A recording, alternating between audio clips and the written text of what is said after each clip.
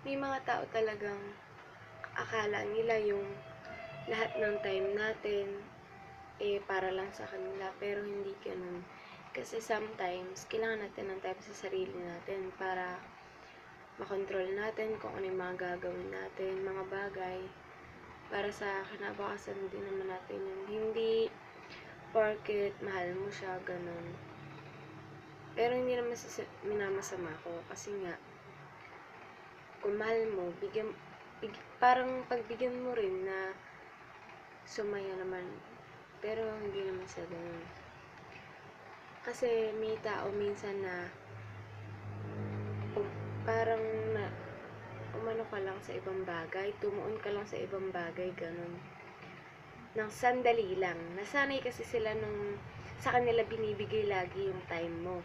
So, parang one time lang na hindi mo sila mapansin or may ginawa ka, ganun. Pero maintindihan naman siguro nila kung homeworks. Kung homework yung ginawa mo kasi important yun. Or everything like, inuto sa'yo ng magulang mo, ganun.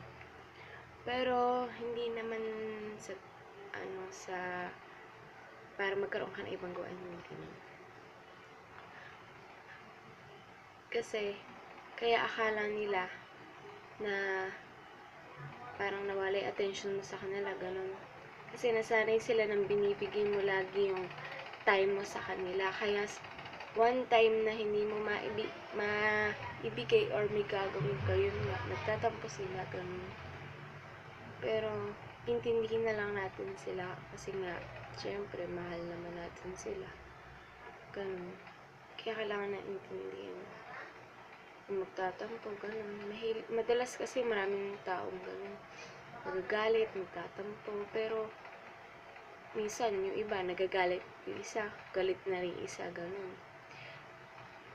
Minsan din kasi nagiging ganun ako pagka hindi magkaintindihan, pero hindi naman palagi. Kaya kailangan natin intindihin talaga. Maging mapag-isa, isipin kung ano yung dapat gawin, yung tama, yung mali. Yung alamin muna kung makakasakit. Mga ganong bagay. Kailangan talaga. Yun. So, yun na lang. Thanks.